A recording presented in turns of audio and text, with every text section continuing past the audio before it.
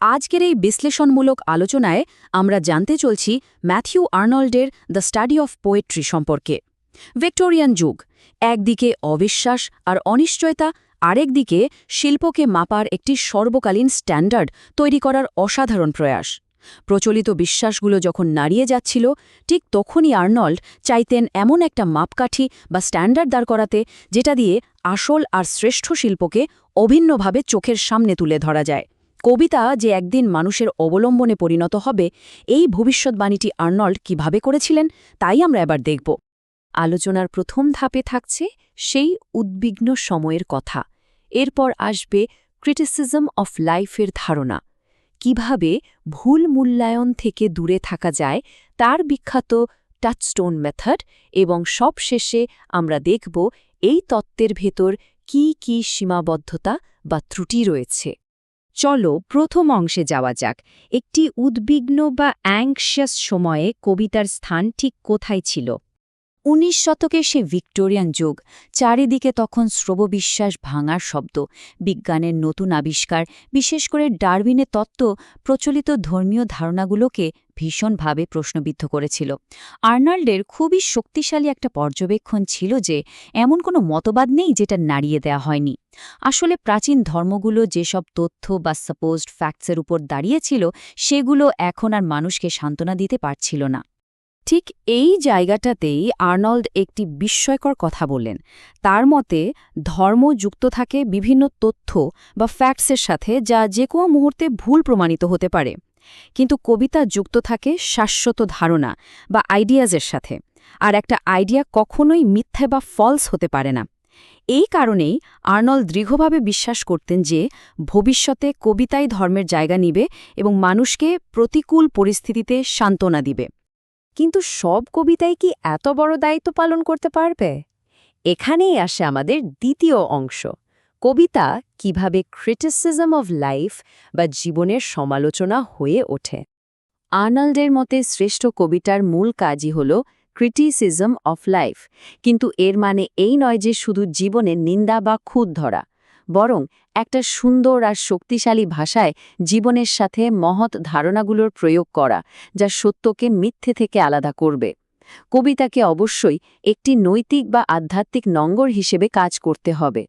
আর এই চমৎকার কাজটি করার জন্য কবিতার মধ্যে এমন একটি গুণ থাকতে হবে, যাকে আর্নল্ড বলেছেন হাই সিরিয়াসনেস বা উচ্চতর গাম্ভীর্য। ধারণাটি প্রাচীন দার্শনিক অ্যারিস্টটলের থেকে আসা। আর্নল্ড মনে করতেন একটি সার্থক ক্লাসিকে অবশ্যই এই উচ্চ গাম্ভীর্য থাকতে হবে। এর মানে কবিতার বিষয়বস্তু যেমন গভীর হবে, ঠিক তেমনি এর ভাষা, শব্দচয়ন এবং ছন্দও হবে অসাধারণ মানের। বিশ্ব সাহিত্যের মহান কবিদেরকে আর্নল্ড কিভাবে ভাগ করেছেন সেটা দেখলে একটু অবাকই হতে হয়।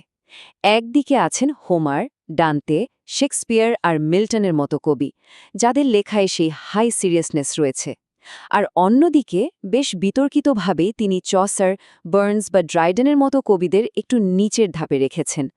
আর্নল্ডের কাছে চসারের লেখা যতই সাবলীল হোক না কেন, তাতে সেই মহাকাব্য গাম্ভীর্য ছিল না যা একটা ট্রু ক্লাসিকে থাকা প্রয়োজন। শ্রেষ্ঠ কবিতা চেনা যদি এতটাই জরুরি হয়, তাহলে সেটা চিনব কিভাবে? তৃতীয় ধাপে আমরা জানব মূল্যায়নের ক্ষেত্রে আসল আর ভুলের তফাৎ কিভাবে করা যায়। কবিতা মূল্যায়নের জন্য আর্নল্ড ৩ ধরনের মাপকাঠি বা এস্টিমেটের কথা বলেছেন। প্রথম দুটি হল হিস্টোরিক এস্টিমেট এবং পার্সোনাল এস্টিমেট। এই দুটোকেই তিনি ফ্যালেশিয়াস বা ভুল প্রণোদিত হিসেবে আখ্যায়িত করেছেন। আর তৃতীয়টি হল রিয়েল এস্টিমেট বা প্রকৃত মূল্যায়ন, যেটা একেবারেই সঠিক। আর্নল্ড চাইছিলেন সবাই যেন প্রথম দুটি ফাঁদ থেকে নিজেদের বাঁচিয়ে চলে। এখন প্রশ্ন হল, এই ভুল মূল্যায়নগুলো আসলে কি? ধরুন, হিস্টোরিক এস্টিমেটের ক্ষেত্রে একটি কবিতাকে শুধুমাত্র ইতিহাস বা জাতির উন্নতিতে তার অবদানের জন্য আসলে চেয়ে বেশি মূল্য দেয়া হয়। আবার পার্সোনাল এস্টিমেট হল নিজস্ব পছন্দ বা আবেগের বশবর্তী হয়ে কোনো কবিতাকে অতিরিক্ত ভালোবাসে ফেলা। এই দুটি ক্ষেত্রেই কবিতার আসল মান যাচাই করার বদলে অতিরঞ্জিত প্রশংসা করা হয়, যা আসলে ভালো আর সাধারণ কবিতার তফাৎটিকেই মুছে ফেলে। তাহলে আমাদের সামনে বড় প্রশ্নটি হল, এই ঐতিহাসিক বা ব্যক্তিগত পক্ষপাতিত্বগুলোকে এড়িয়ে কিভাবে আমরা সেই রিয়েল এস্টিমেট বা প্রকৃত মূল্যায়নে পৌঁছব? কিভাবে আমরা সত্যি একটি কবিতার নির্মোহ বিচার করব। আর এই জটিল প্রশ্নের উত্তরই আমরা পাব চতুর্থ অধ্যায় আর্নল্ডের সেই বিখ্যাত টাচস্টোন মেথড বা কোষ্ঠী পাথর পদ্ধতিতে।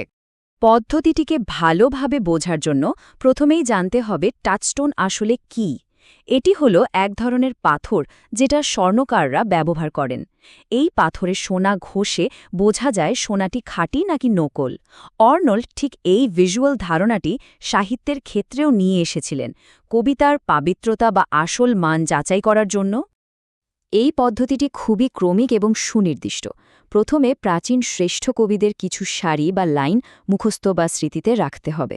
এরপর যখনই কোনো নতুন বা অচেনা কবিতা সামনে আসবে, তখন সেই মুখস্থ থাকা শ্রেষ্ঠ কবিতার লাইনগুলোকে মাপকাঠি হিসেবে ব্যবহার করতে হবে।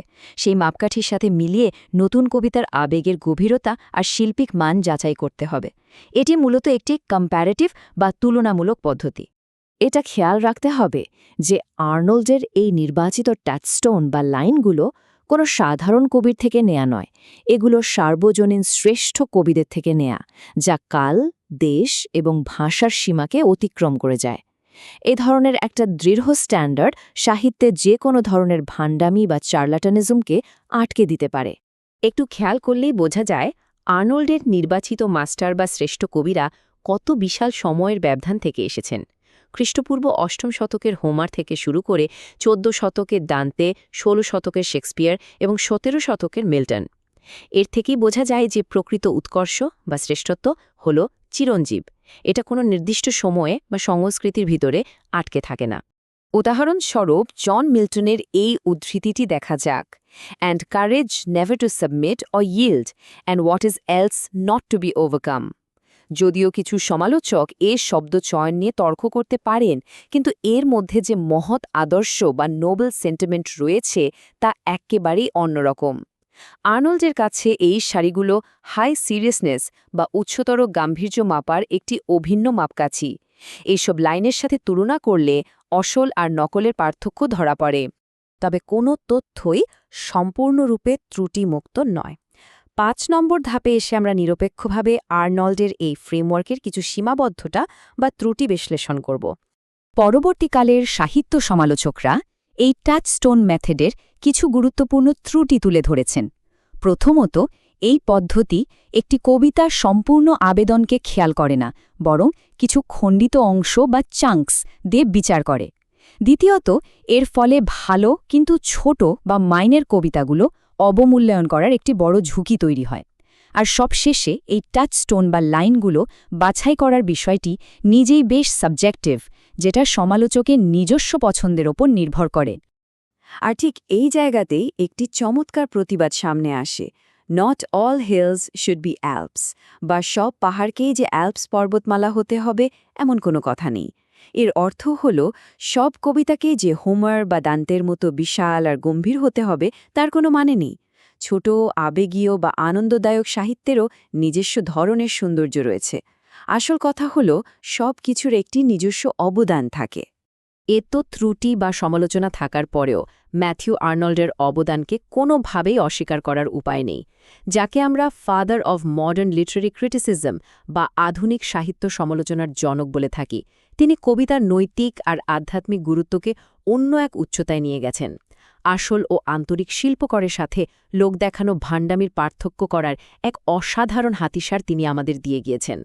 সবশেষে আমরা এমন একটা প্রশ্ন দিয়ে আলোচনাটি শেষ করতে চাই যেটা আমাদের সবাইকে ভাবিয়ে তুলবে। শিল্প বা আর্টকে কি আসলে কখনো বস্তুনিষ্ঠ বা অবজেক্টিভভাবে মাপতে পারা সম্ভব, নাকি আর্নল্ডের এই রিয়েল এস্টিমেট বা আসল মাপকাঠি নিজেই এক ধরনের অবাক করার সুন্দর মায়া বা ইলুশন মাত্র? সাবজেক্টিভ পছন্দ আর অবজেক্টিভ মাপকাঠির এই বিতর্ক চিরকালই চলে আসছে। আশা করি এই বিশ্লেষণটি থেকে সবাই কিছুটা হলেও নতুন ধারণা পেয়েছেন।